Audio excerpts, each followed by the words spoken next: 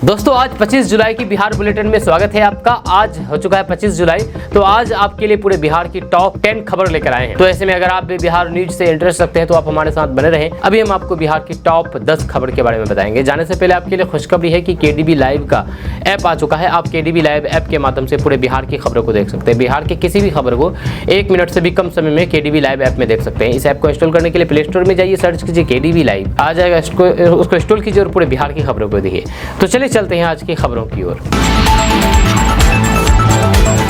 दोस्तों बिहार के कई जिलों में बारिश का अलर्ट जारी कर दिया गया है। मौसम विभाग ने पटना, गया, जहानाबाद, अरवल, औरंगाबाद, नालंदा, नवादा, जमुई, बांका, मुंगेर, भागलपुर, खगड़िया, रोहतास, भोजपुर, कैमूर, बक्सर, बेगूसराय, शेखपुरा, लखीसराय समेत आसपास के इलाकों में बारिश के आसार जताए गए हैं। इधर पटना में उमस भरी गर्मी से लोग परेशान हैं। आपको बता दूं कि कल हल्की फुल्की बारिश हुई, लेकिन गर्मी से राहत नहीं मिली। जब मौसम विभाग के माने तो पटना में अब तक औसतन से 47% कम बारिश हुई है। यहाँ 24 जुलाई तक 381 mm यानी कि मिलीमीटर बारिश होनी चाहिए थी, लेकिन महज 203 मिलीमीटर बारिश ही हुई है। इसी तरह सहरसा में 53%, मधुबनी में 151%, सारण में 52%, दरभंगा में 50%, भभुआ में 45%, वैशाली में 52%, समस्तीपुर में 54% और रोहतास में 46% कम बारिश हुई है। वहीं पर किशनगंज, चंपारण, सिवान, पटना आसपास, भागलपुर, गया, कैमूर, औरंगाबाद, जमुई, रोहतास, बांका, बेगूसराय और नालंदा में हल्की सी मध्यम बारिश दर्ज की गई है। बिहार के मुख्यमंत्री सृष्टि के सबसे बड़े ज्ञाता, ध्याता, व्याख्याता और रचयिता है। उनको छोड़ करके किसी को कुछ नहीं आता है। ये आदरणीय श्री नीतीश कुमार जी बन चुके हैं। जब बिहार के मुख्यमंत्री नीतीश कुमार को ये उपाधियां पूर्व डिप्टी सीएम तेजस्वी यादव ने दी है। जी हाँ, तेजस्वी यादव ने ही ये सारी बातें कही है। दरअसल बात यह है कि कल विधानसभा में जिस तरह से राजद की महिला विधायक को लेकर के नीतीश कुमार ने टिप्पणी की थी, उसके बाद से पूरा विपक्ष हमलावर है। यह नीतीश कुमार से माफी मांगने को कहा जा रहा है। वहीं पर मुख्यमंत्री के विवादित बयान को लेकर तेजस्वी यादव ने उन पर हमला बोला। तेजस्वी यादव ने कहा कि महिलाओं पर ओछी, गैर वांछित, असभ्य, अशिष्ट एवं निम्न स्तरीय टिप्पणियां करना माननीय मुख्यमंत्री नीतीश कुमार की आदत में शुमार हो चुका है। जब प्रदेश के लिए यह अत्यधिक गंभीर और चिंतित विषय है। तेजस्वी यादव ने कहा कि इससे पहले भी उन्होंने बीजेपी की महिला विधायक की सुंदरता पर भद्दी टिप्पणी की थी। नीतीश कुमार के विवादित टिप्पणी को लेकर के तेजस्वी यादव ने अपने सोशल मीडिया हैंडल एक्स पर लिखा कि महिला हो, कुछ जानती हो, महिलाओं पर ओछी, गैर वंचित, असभ्य, अशिष्ट एवं निम्न स्तरीय टिप्पणियां करना माननीय मुख्यमंत्री नीतीश कुमार की आदत में शुमार हो चुका है। ये कहना है तेजस्वी यादव का, जो कि नीतीश कुमार को लेकर के बातें कही गई है। दोस्तों राजधानी पटना में शातिर अपराधियों ने फिर से एक बार गाड़ी का शीशा तोड़ करके 12.5 लाख रुपए का चपत लगाया है। जी हाँ, मामला राजधानी पटना के कोतवाली थाना क्षेत्र के बुद्ध मार्ग स्थित इस्कॉन मंदिर के समीप का है, जहां पर दिन दहाड़े एक होटल के पार्किंग एरिया में गाड़ी खड़ी करके खाना खाने गए कारोबारी के कार का विंडो शीशा तोड़ करके 12,50,000 रुपए शातिर अपराधियों द्वारा चोरी करके फरार हो गया है। घटना का सीसीटीवी फुटेज सामने आया है, जिसमें अपराधी की कारकर्दस्तानी कैद हुई है। बताया जाता है कि जमीन खरीदने के लिए 12.5 लाख रुपए पटना के बहादुरपुर थाना क्षेत्र के एसबीआई बैंक से 2 किस्तों में पैसे निकाल करके रणविजय कुमार और सुमित कुमार को पैसे देने जा रहे थे। इसके बाद एक कार में सवार होकर के मिथुन और फिर सुजीत कुमार के साथ पैसा देने के लिए अपनी फैमिली के साथ जा रहे थे। इसी दौरान होटल में खाना खाने के लिए रुके थे, तभी ये घटना घट गई। बिहार के अररिया और सीवान के बाद मोतिहारी में भी एक पुल ढहने के एक दिन बाद ही ध्वस्त हो गया है। जब पूर्वी चंपारण की घोड़ासन प्रखंड में 1.5 करोड़ की लागत से बन रहा निर्माणाधीन पुल भरा करके गिर गया। यह अब पूर्णिया जिले में 3 साल पहले बना पुल गिर गया है। यह पुल दोनों तरफ से टूट गया है। यह सड़क से पुल का संपर्क टूट गया है। इस पुल के टूटने से कई पंचायत और फिर गाँव के लोगों का आवागमन बाधित हो गया है। जब पुल ढहने से लोग आक्रोशित है तो फिर बिहार सरकार पर सवाल खड़ा कर रहे हैं। लोगों का कहना है कि 3 साल में ही पुल भरा करके गिर गया है। आपको बता दें कि पूर्णिया के अमोर प्रखंड में गिरा पुल मनरेगा योजना के तहत बना था, जहां स्थानीय लोगों का कहना है कि अधिकारियों के भ्रष्टाचार और कमीशनखोरी की वजह से ये पुल गिरा है। जहां लोगों ने कहा कि जिस तरह से ये पुल बन रहा था, उस समय मनरेगा विभाग के एक जई को बोला गया था, लेकिन कोई भी सुनवाई नहीं हुआ। जब महज 3 साल में ही ये छोटा सा पुल भ्रष्टाचार की भेंट चढ़ गया। यह पुल हादसे के विरोध में लोगों ने जमकर के नारेबाजी की। गिरे हुए पुल के सामने ग्रामीण खड़े हो गए। इसके बाद नारेबाजी करना शुरू कर दिया। दोस्तों, बजट में मोदी सरकार ने बिहार की एक बड़ी समस्या को दूर करने के लिए 11,500 करोड़ रुपए दिए हैं, जो कि जेडीयू काफी ज्यादा खुश है। जी हाँ, आपको बता दूं कि केंद्र सरकार ने अपने बजट में 2 राज्यों और बिहार और फिर आंध्र प्रदेश का खासा ख्याल रखा है। बजट में बिहार राज्य को बाढ़ शमन के लिए 11,500 करोड़ रुपए दिए हैं, जिससे बिहार की सत्तारूढ़ पार्टी जेडीयू को सबसे ज्यादा संतुष्टि है। जब पार्टी सूत्रों का कहना है कि ये एक ऐसी योजना है जिनको लेकर के पार्टी ने किसी के साथ लंबी बातचीत की है। आपको बता दें कि जेडीयू के राष्ट्रीय कार्यकारी अध्यक्ष संजय झा ने एक न्यूज चैनल से बातचीत में कहा कि नेपाल में बाढ़ नियंत्रण संरचनाओं की बिहार के महत्वपूर्ण मुद्दे पर ध्यान देना लंबे समय से अपेक्षित था।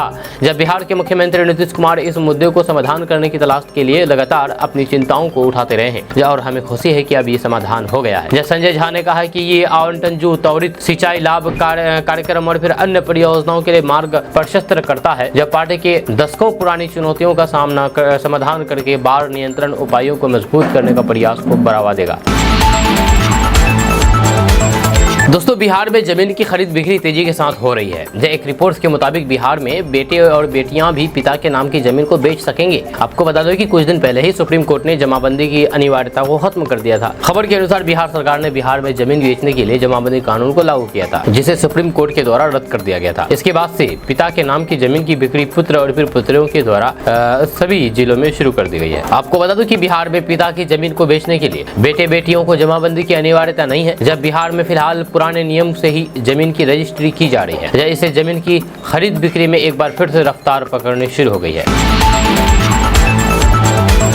बिहार के दरभंगा जिले में पुलिस ने गलत काम करने का रैकेट का भंडाफोड़ करते हुए एक बांग्लादेशी महिला को गिरफ्तार कर लिया है। बिहार के दरभंगा जिले में पुलिस ने गलत काम करने का रैकेट का भंडाफोड़ करते हुए एक बांग्लादेशी महिला को हिरासत में लिया है। साथ ही साथ एक भारतीय महिला और एक पुरुष को भी पुलिस ने हिरासत में लिया है। हिरासत में ली गई बांग्लादेशी महिला सहित अन्य लोगों से नगर एसपी शुभम आर्या और कई सारे पुलिस पूछताछ कर रही है। पूछताछ के बाद एसपी ने कहा कि पूरा मामला देह व्यापार से जुड़ा हुआ है, यानी कि गलत काम करने से जुड़ा हुआ है। जब पूछताछ का रैकेट का पता लगाया जा रहा है, जलहरिया सराय थाना क्षेत्र के एक मोहल्ले से इन सभी को पकड़ा गया है। जब बांग्लादेशी महिला के पास पासपोर्ट भी मिला है। जहाँ आपको बता दें कि पुलिस हर तरह की जांच कर रही है। जब बांग्लादेशी महिला के बारे में विदेश मंत्रालय को भी जानकारी दी गई है। बताया जा रहा है कि बांग्लादेशी महिला पश्चिम बंगाल के रास्ते सियालदह होते हुए दरभंगा पहुंची थी, जब वह शहर के एक मोहल्ले में कई दिनों से रह रही थी, जिसकी सूचना स्थानीय मोहल्ले के लोगों ने थाना अध्यक्ष दीपक कुमार को दी थी।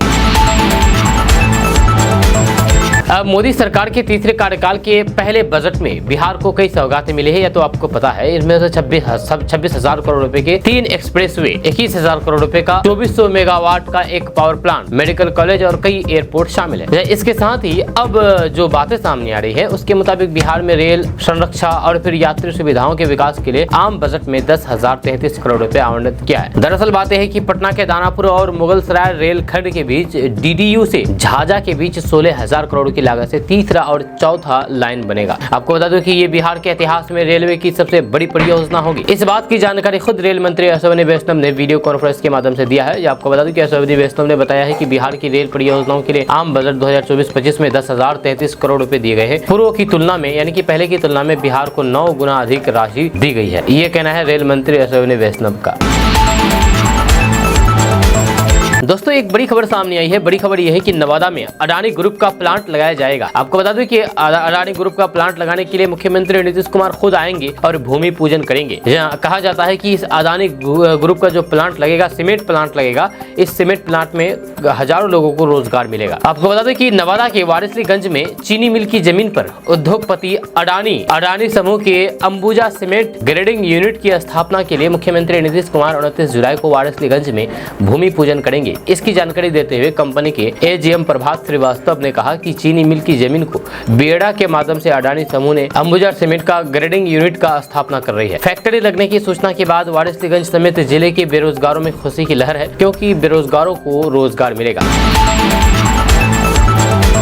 क्या आपको पता है कि आपका जो जमीन है उसका भी आधार कार्ड बनेगा? आपको बता दें कि सरकार अगले 3 सालों के अंदर जमीन सुधारों को पूरा करने के लिए बिहार को वित्तीय सहायता प्रदान करेगी। जमीन का आधार कार्ड से जमीन का मालिकाना हक स्पष्ट होगा और जमीन से जुड़े हुए विवाद भी खत्म होंगे। आपको बता दें कि इस योजना के तहत ग्रामीण क्षेत्रों की सभी जमीन को 14 अंकों की एक पहचान नंबर मिलेगी। जैसे कि आधार कार्ड में होता है ना, ये जो नंबर होता है वो सभी का अलग अलग नंबर होता है, उसी तरीके से जमीन का भी अलग अलग नंबर होगा, जिसे भू आधार यानी कि UL पिन के नाम से पहचाना जाता है। इसमें जमीन की पहचान संख्या के साथ सर्वे, मानचित्र और फिर स्वामित्व और किसानों का रजिस्ट्रेशन किया जाएगा। इससे कृषि लोन मिलने में आसानी होगी और फिर अन्य कृषि सेवाओं में भी सुविधा मिलेगी। गौरतलब है कि सरकार ने ये महत्वाकांक्षी परियोजना भारत के भूमि अभिलेखों को डिजिटल बनाने और फिर एक एकीकृत भू अभिलेख प्रबंध प्रणाली प्रदान करने के लिए 2018 में शुरू की है। नरेंद्र मोदी सरकार द्वारा देश के गरीब जनता को महंगा इलाज की सुविधा देने के लिए आयुष्मान योजना चलाई जा रही है, जिसमें से 5 लाख तक का मुफ्त इलाज महंगे से महंगे नर्सिंग होम में दी जा रही है। बिहार में इस योजना में भारी सुस्ती दिख रही है। आयुष्मान कार्ड बनाने में तेजी लाने के लिए विशेष अभियान चलाया जा रहा है, जहाँ स्वास्थ्य विभाग ने 18 से 31 जुलाई तक 1 करोड़ नया आयुष्मान कार्ड बनाने का लक्ष्य रखा है बिहार में। जब पहले 7 दिनों में 24 जुलाई तक करीब 7,75,000 आयुष्मान कार्ड बन सके थे। इस तरह से लक्ष्य हासिल करने के लिए अगले 7 दिनों में स्वास्थ्य विभाग के सामने 92 लाख कार्ड बनने की चुनौती है। विशेष अभियान में आयुष्मान कार्ड बनाने की सुस्त गति में लक्ष्य पाना मुश्किल दिख रहा है। जब स्वास्थ्य विभाग ने जिलों को आयुष्मान कार्ड बनाने में तेजी लाने के लिए निर्देश दिए हैं। जब 2 दिन पहले स्वास्थ्य मंत्री मंगल पांडे ने जिलाधिकारियों के साथ बैठक करके आयुष्मान कार्ड बनाने की स्थिति की समीक्षा की थी। मंत्री ने गाँव में माइकिंग करके लोगों को जागरूक करने के लिए कहा था। PDS दुकान को 8 बजे से शाम तक खुला रखने का निर्देश दिया ताकि लोग यहां आसानी से आयुष्मान कार्ड बना सके। आपको बता दें कि स्वास्थ्य मंत्री ने आशा कार्यकर्ताओं को सभी लाभार्थियों को कार्ड बनाने के लिए प्रेरित करने की जागरूकता पर बल दिया। इस दौरान मात्र 8 दिनों में ही 1,03,95,497 आयुष्मान कार्ड बनाए गए थे। तब एक दिन में 12 से 16 लाख तक आयुष्मान कार्ड बनाए गए थे। ऐसे में अगर आप भी आयुष्मान कार्ड नहीं बनाएं तो 7 दिन के अंदर बना लें, क्योंकि आपके लिए आखिरी मौका है।